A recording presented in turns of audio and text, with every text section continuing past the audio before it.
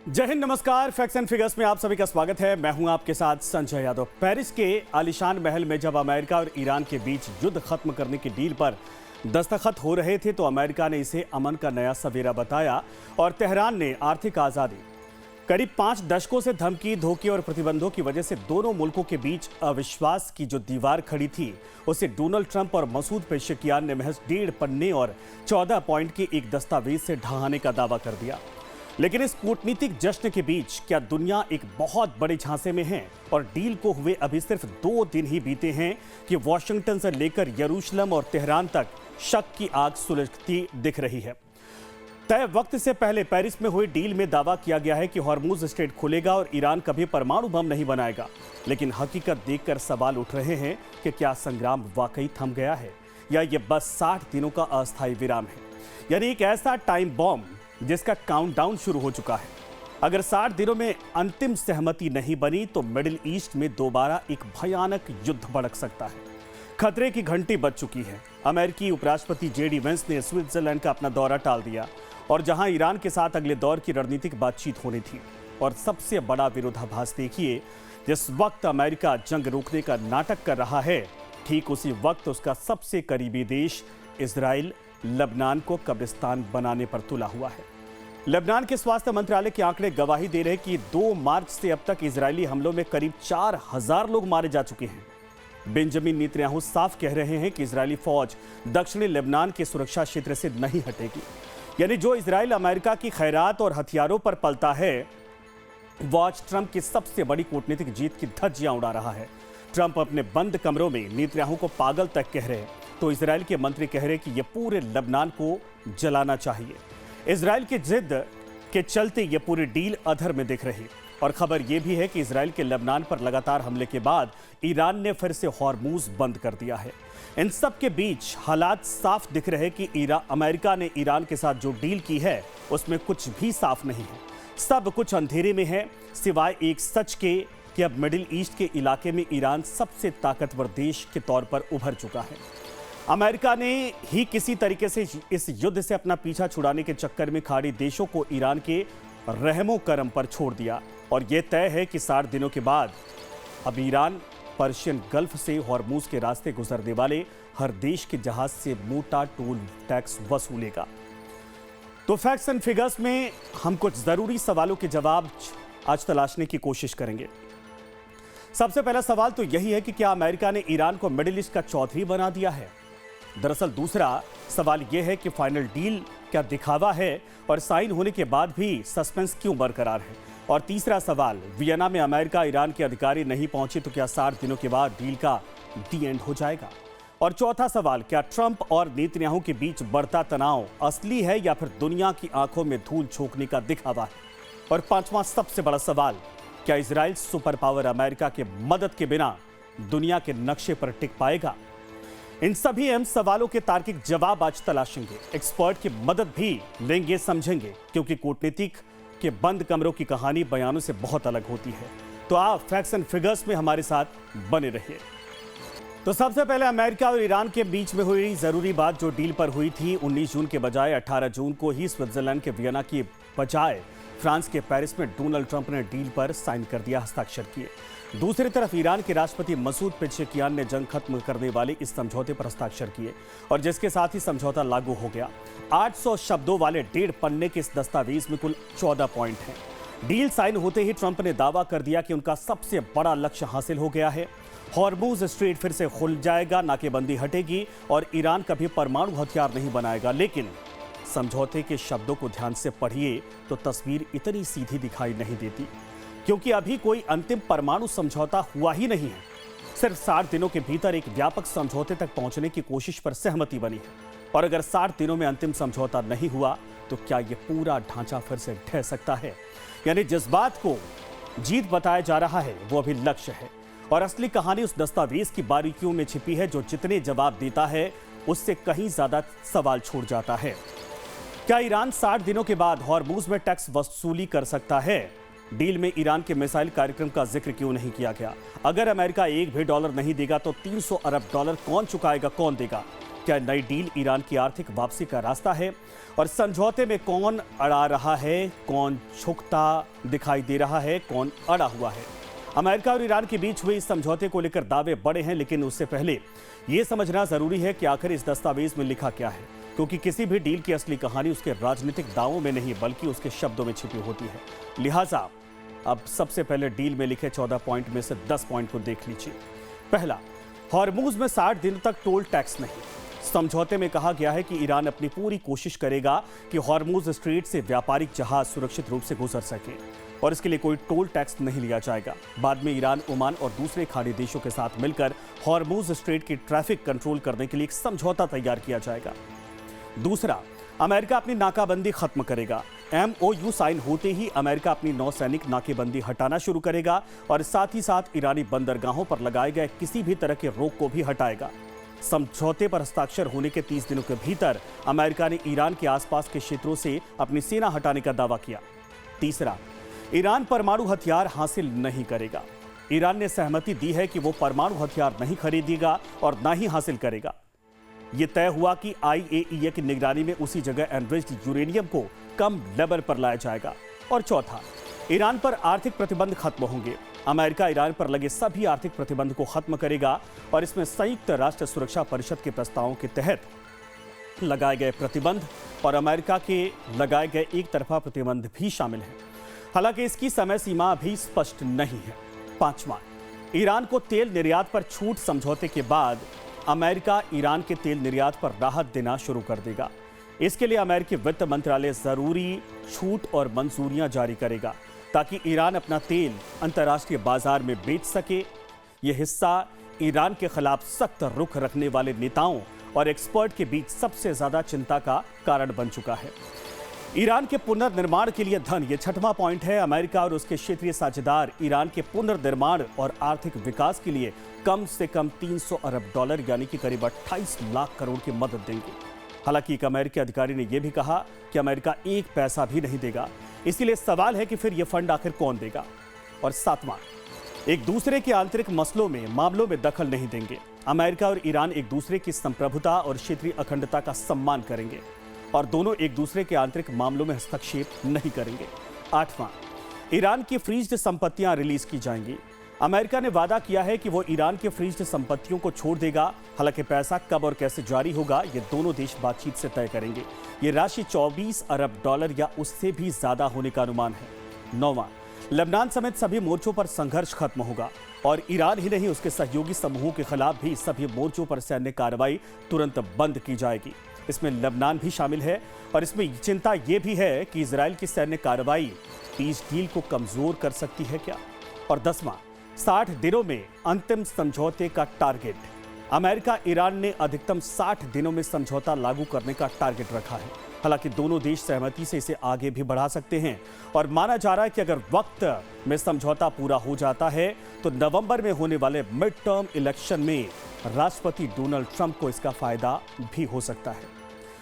यानी ये कोई अंतिम शांति समझौता नहीं बल्कि एक ऐसा ढांचा है जिसके आधार पर दोनों देश अगले 60 दिनों में व्यापक और अस्थायी समझौते तक पहुंचने की कोशिश करेंगे। इसका मतलब फिलहाल मंजिल दूर है, बस दोनों पक्षों ने एक रास्ते पर चलने की सहमति जरूर दी है। इसीलिए ट्रंप भले ही अपनी पीठ थपथपा रहे हों, लेकिन इस समझौते की अमेरिका में भी आलोचना हो रही। ट्रंप की अपनी पार्टी के भीतर से आवाजें उठ रही कि कहीं अमेरिका ने ज्यादा देकर कम तो हासिल नहीं किया। दूसरी तरफ ईरान को क्या मिला? प्रतिबंधों को खत्म करने की प्रक्रिया शुरू होगी। फ्रीज की गई संपत्तियों का एक तरह से उसको छोड़ा जाएगा और रास्ता खुलेगा पहुंच तक। और सबसे बड़ा अहम सवाल, पुनर्निर्माण और आर्थिक विकास के लिए $300 अरब की एक संभावित योजना का वादा किया गया है और इसी के दम पर ईरान जीत का दावा कर रहा है। डील साइन होने के बाद ईरानी राष्ट्रपति मसूद पेज़ेश्कियान ने भी इसे ऐतिहासिक बताया था। सोशल मीडिया पर पोस्ट में लिखा, यह एक ऐतिहासिक दस्तावेज है और एक शक्तिशाली ईरान का संदेश है। शांति हमेशा आपसी सम्मान के साए में ही कायम होती है। ईरान का इस्लामी गणराज्य हमेशा अपनी गरिमा और आज़ादी को बनाए रखते हुए वैश्विक शांति के साथ साथ प्रगति और क्षेत्रीय सहयोग के लिए प्रतिबद्ध और अडिग रहा है। तो दो ऐसे मुल्क जो पिछले 40 साल से एक दूसरे के खून के प्यासे थे, जिनके रिश्तों के केंद्र में ताकत, धमकी, मिसाइल और अविश्वास था, उन्होंने अचानक हाथ मिला लिया। डोनाल्ड ट्रंप और मसूद पेशेकियान ने एक ऐसे कागज पर हस्ताक्षर किए हैं जिसे वॉशिंगटन अपनी ऐतिहासिक कूटनीतिक जीत कह रहा है और तेहरान अपनी सुलगती अर्थव्यवस्था के लिए 300 अरब डॉलर की संजीवनी। लेकिन इस कूटनीतिक जश्न के बीच क्या दुनिया को एक बहुत बड़ा झांसा दिया जा रहा? क्योंकि डील के 24 घंटे बाद से ही ट्रंप ने ईरान को धमकाना शुरू कर दिया है। तो ट्रंप ने ईरान के साथ हुए समझौते में फाइनल मानने से इसको इनकार करते हुए चेतावनी दी है कि अगर ईरान ने अपनी शर्तें नहीं मानी या उसे लागू नहीं किया तो अमेरिका उस पर फिर से बम बरसाना शुरू कर देगा। ट्रंप ने कहा यह सिर्फ एक मेमोरेंडम या अंडरस्टैंडिंग MOU है, कोई अंतिम समझौता नहीं। अगर उन्होंने ठीक से व्यवहार नहीं किया तो हम सीधे उनके सिर के ठीक ऊपर बम गिराएंगे। इस अंतर्राष्ट्रीय समझौते के तहत अगले 60 दिनों तक दोनों देशों के बीच बातचीत का दौर चलेगा। ट्रंप ने सख्त लहजे में कहा अगर इन 60 दिनों में कोई स्थायी और मजबूत समझौता नहीं होता है तो अमेरिका दोबारा युद्ध के मैदान में लौटेगा। यह डोनाल्ड ट्रंप का बयान। जबकि आपको बता दें कि डील में शामिल 14 में से एक पॉइंट यह भी है कि कोई किसी को धमकी नहीं देगा, लेकिन डोनाल्ड ट्रंप खुलेआम धमका रहे हैं और इसीलिए कहा जा रहा है कि डील में कई झोल भी है। डील में अब 2 तकनीकी बातों पर गौर कीजिए जिन पर सबसे ज्यादा फोकस है और सस्पेंस है। पहला है ईरान में 300 अरब डॉलर की आर्थिक योजना और दूसरा न्यूक्लियर हथियार। ट्रंप ने यह भी कहा है कि अमेरिका ईरान को कोई पैसा नहीं देगा, एक पैसा नहीं देगा, यह भी उन्होंने कहा। यह राष्ट्रपति के लिए एक अहम मुद्दा है क्योंकि वो 2016 में ओबामा प्रशासन की ओर से ईरान को दिए गए 1.7 अरब डॉलर के भुगतान की आलोचना करते रहे हैं। लिहाजा डोनाल्ड ट्रंप लगातार यह दिखाने की कोशिश कर रहे हैं कि उनका ईरान समझौता पूर्व राष्ट्रपति बराक ओबामा के समझौते से बेहतर है। लेकिन इस समझौते के टेक्स्ट के मुताबिक अमेरिका क्षेत्रीय सहयोगियों के साथ मिलकर कम से कम 300 अरब डॉलर की एक पैकेज देगा। लेकिन दूसरी तरफ एक सीनियर अमेरिकी अधिकारी ने कहा कि यह समझौता अमेरिका को एक भी डॉलर देने के लिए बाध्य नहीं करता है और यही बात ट्रंप ने भी दोहराई है, साफ कर दी है कि अमेरिका एक भी डॉलर ईरान को नहीं देगा। यह पूरी तरीके से फेक न्यूज है, यह डेमोक्रेट का प्रोपेगेंडा है। ट्रंप कह रहे हैं कि इस डील में सिर्फ अमेरिका की जीत है, कामयाबी है, तेल के दाम कम हैं और स्टॉक मार्केट में तेजी है। अपनी शेखी बघारते हुए डोनाल्ड ट्रंप ने कहा कि वो ईरान को फूटी कौड़ी भी नहीं देंगे। यानी पैसा कहीं से आएगा या कहां से आएगा यह कुछ समझ में नहीं आ रहा। बस डील में लिख दिया गया है तो क्या यह पूरी डील अब उलझती हुई दिखाई दे रही है? अमेरिका का या पर्सनली डोनाल्ड ट्रंप का ये इंटरेस्ट है कि जेरेड कुशनर, स्टीव विटकॉफ जो दोनों बिल्डर हैं, रियल एस्टेट मोगल हैं एक तरह से, वो किसी तरह इसमें इन्वॉल्व होके वो पैसा जो इन्वेस्ट होगा उसमें वो रिकंस्ट्रक्शन एफर्ट्स में सहयोग करें। ये मुझे लगता है ट्रंप का साहब का ये पर्सनल और लिमिटेड ऑब्जेक्टिव है। 300 बिलियन डॉलर छोटा अमाउंट नहीं होता। पूरे यूक्रेन को उतना पैसा आज तक नहीं दे पाए हैं विदेशी शक्तियाँ, तो क्या यहाँ दे पाएंगे? और ये रिकंस्ट्रक्शन के लिए होगा, उसमें कौन लोग, क्या चाइना आएगा, क्या अमेरिका आएगा या सऊदी अरेबिया आएगा? ये सारे ओपन एंडेड क्वेश्चन हैं। और अब दूसरे पॉइंट की बात जिसे अमेरिका अपनी बड़ी जीत मान रहा है। MOU में ईरान ने फिर से कहा है कि वो परमाणु हथियार नहीं बनाएगा, लेकिन ये कोई नई बात नहीं है। ईरान ने 1970 में NPT संधि में शामिल होने के समय भी यही वादा किया था। बाद में ओबामा सरकार के दौरान 2015 के समझौते में भी यही कहा गया था कि वो परमाणु हथियार नहीं बनाएगा। समझौते में ईरान से कहा गया कि वो अपने पास मौजूद लगभग 11 टन एनरिच्ड यूरेनियम को कम पतला करे। इसे डाउन ब्लेंडिंग कहा जाता है। इसका मतलब होगा यूरेनियम को इतना पतला कर दिया जाए कि उसका इस्तेमाल परमाणु हथियार बनाने में न हो सके। आपको बता दें कि इन 11 टन सामग्री में करीब 440 किलो ऐसा यूरेनियम भी शामिल है जिसे 60% तक एनरिच्ड किया जा चुका है, जबकि 90% तक एनरिच होने के बाद परमाणु बम बनाया जा सकता है, जिसके बेहद करीब पहुंच गया था ईरान।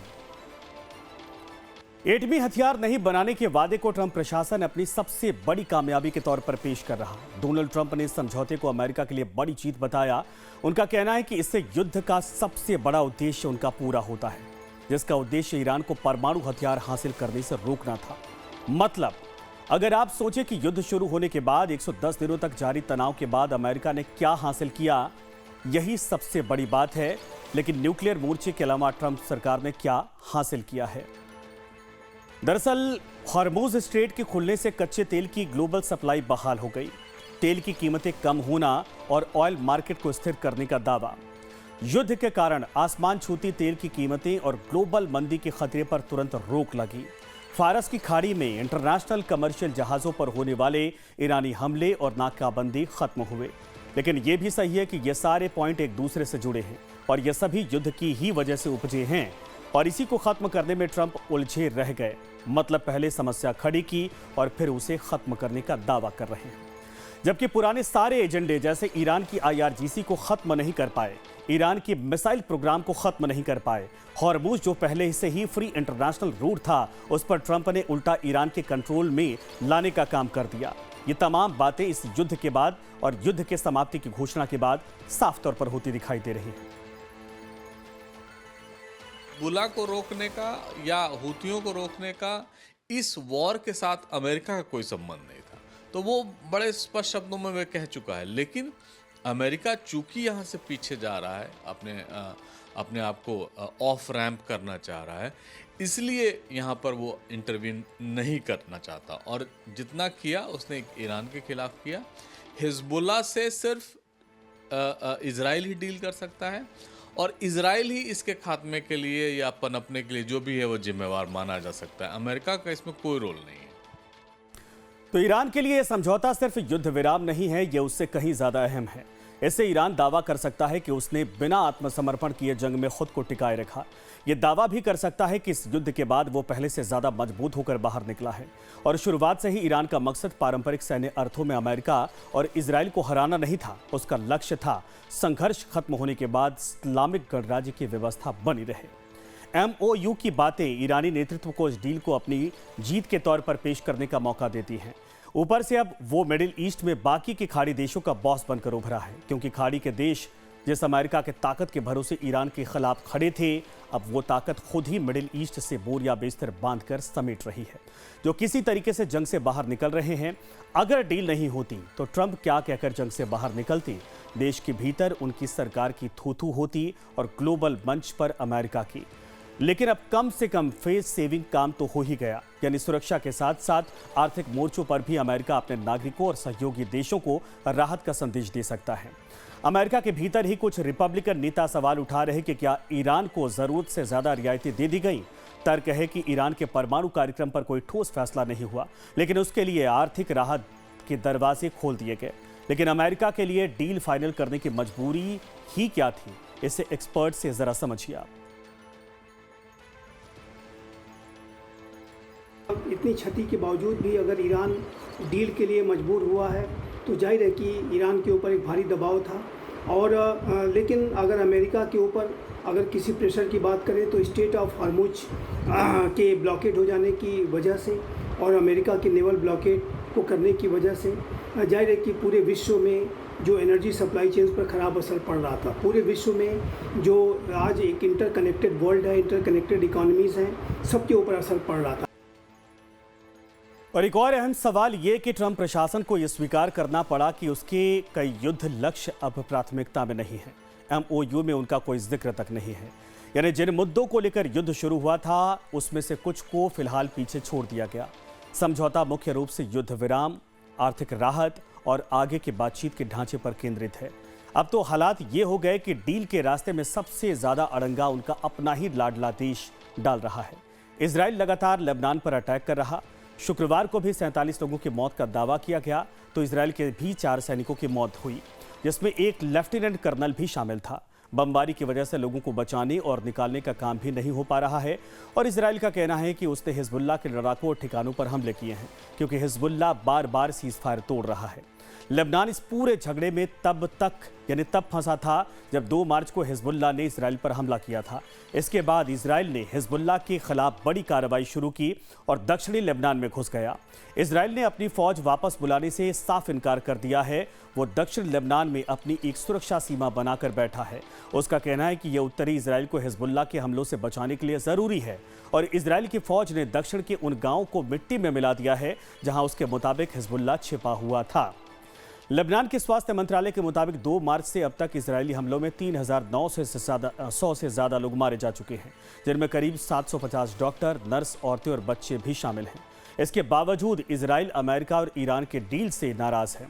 इजराइल का कहना है कि यह डील ईरान के परमाणु कार्यक्रम पर पूरी तरीके से रोक नहीं लगाती और लेबनान में इजराइल की सैन्य कार्रवाई पर पाबंदी लगाती है। इजराइल के मंत्री इतमार वेन ग्वीर और बेजालेल स्मोट्रिच ने एक्स पर लिखा है कि हर इजरायली मां के एक आंसू के बदले 1000 लेबनानी माओं को रोना चाहिए, पूरा लेबनान जलना चाहिए। इस आक्रामक रवैये के बाद ही ट्रंप भी नेतन्याहू से नाराज बताए जा रहे हैं। उन्होंने G7 समिट के दौरान नेतन्याहू को क्रेजी यानी कि पागल तक कह डाला था। ट्रंप ने कहा कि मेरे बिना इजराइल नहीं होता, क्योंकि किसी और राष्ट्रपति ने वो नहीं किया जो मैंने किया। नेतन्याहू को लेबनान के मामले में ज्यादा जिम्मेदारी से काम लेना होगा। तो सार्वजनिक तौर पर क्रेजी कहना और यहां तक दावा करना कि मेरे बिना इजराइल का कोई वजूद नहीं होता साफ करता है कि दोनों देशों के बीच सब कुछ ठीक नहीं है। तो सवाल है कि क्या डोनाल्ड ट्रंप अपने सबसे करीबी सहयोगी पर कंट्रोल खो चुके हैं? और ऐसे में यहां एक सवाल यह भी उठता है कि कहीं ये सब दिखावा तो नहीं है, कहीं 8 अप्रैल के बाद डील में खींचतान इजराइल को वॉक ओवर देने की साजिश तो नहीं है?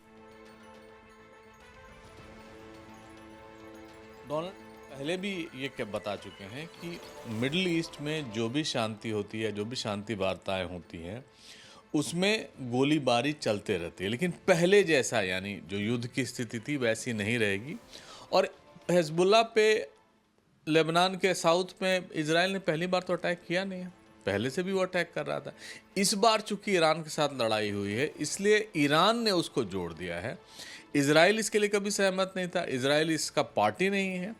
तो अभी भी मुझे ये लग रहा है कि अमेरिका के चाहने या न चाहने से इजराइल रुकने वाला नहीं है, क्योंकि उसका बड़ा एक लिमिटेड सेट ऑफ ऑब्जेक्टिव है। लेकिन थोड़ी देर के लिए एक नई बात करते हैं। जो बात ट्रंप ने शुरू की, उनके या अमेरिका के बीच इजराइल दुनिया में टिक नहीं पाएगा, यह सवाल पूरी दुनिया के सामने है कि क्या अमेरिका के सैन्य, कूटनीतिक और आर्थिक कवच के बिना इजराइल एक देश के तौर पर सर्वाइव कर सकता है। जानकारों की माने तो यह बयान कोई कोरा अहंकार नहीं है, बल्कि एक ऐसा कड़वा सच है जिसे इजराइल का बच्चा बच्चा जानता है। इजराइल की पूरी सैन्य, आर्थिक और अंतर्राष्ट्रीय रीढ़ की हड्डी सिर्फ और सिर्फ अमेरिका की मदद पर टिकी हुई है। ग्राफिक्स के जरिए समझिए कि कैसे कूटनीति के इस खेल में इजराइल की नसें कैसे वॉशिंगटन से बंधी हुई हैं। सैन्य और वित्तीय मदद इजराइल को हर साल अमेरिका से करीब 3.8 अरब डॉलर की सैन्य सहायता सीधे तौर पर मिलती है। इसके बिना इजराइल के फाइटर जेट्स को ईंधन मिलना भी मुश्किल हो जाएगा। इजरायली वायुसेना में अमेरिकी फाइटर जेट्स इजरायली वायुसेना की रीढ़ कहे जाने वाले F-35, लाइटनिंग सेकंड, F-15 और F-16 लड़ाकू विमान सीधे अमेरिका से आते हैं। युद्ध के दौरान अमेरिका ने न सिर्फ नए विमानों की मंजूरी दी, बल्कि इनके स्पेयर पार्ट्स की निरंतर आपूर्ति सुनिश्चित की। आयरन डोम की लाइफलाइन, इजराइल की जान बचाने वाले आयरन डोम और David's sling missile defence system की रीसप्लाई और फंडिंग पूरी तरीके से पेंटागन के हाथों में है। यूएन में वीटो के ढाल के तौर पर भी अमेरिका साथ देता है। संयुक्त राष्ट्र यूएन में जब भी पूरी दुनिया इजराइल को युद्ध अपराधी घोषित करने के लिए प्रस्ताव लाती है, अमेरिका अपनी वीटो की ढाल आगे करके इजराइल का शिकार होने से उसको बचा लेता है। तो इस तरीके से आने वाले वक्त में इंतजार किया जाएगा कि ये जो 14 पॉइंट डील में साइन किए गए हैं, क्या वाकई में ये जमीन पर उतरते हैं या 60 दिन के बाद एक बार फिर से युद्ध का मैदान दोबारा खुलता है। तो फिलहाल फैक्ट्स एंड फिगर्स में आज इतना ही। नमस्कार।